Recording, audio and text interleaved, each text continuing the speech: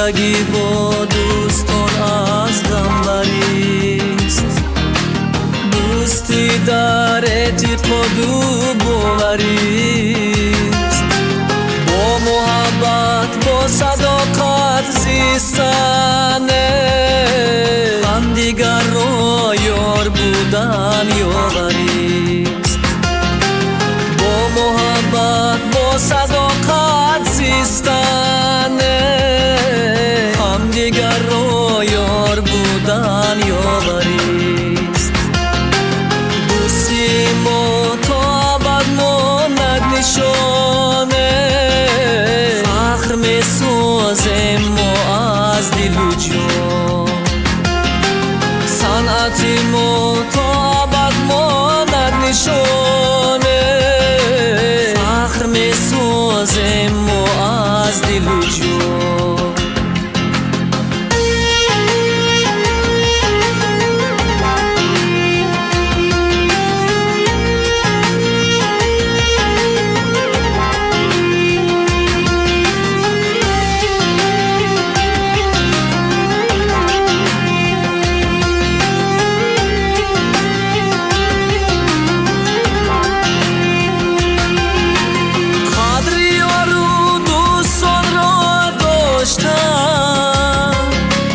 بهترین از خصلتی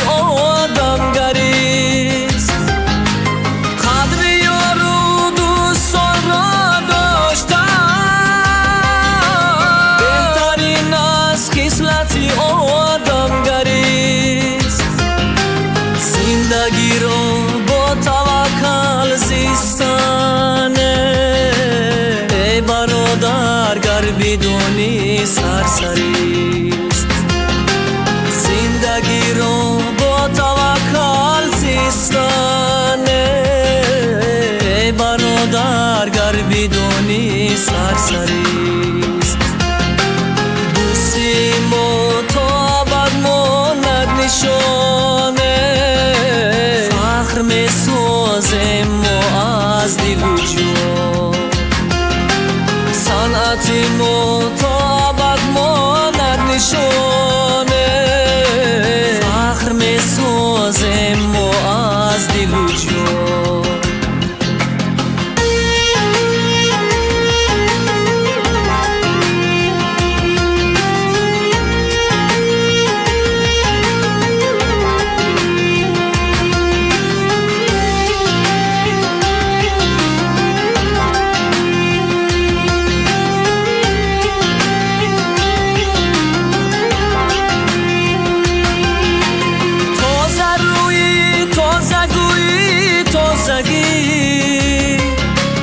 خوش دل خوش صورتی خوش جوهریست،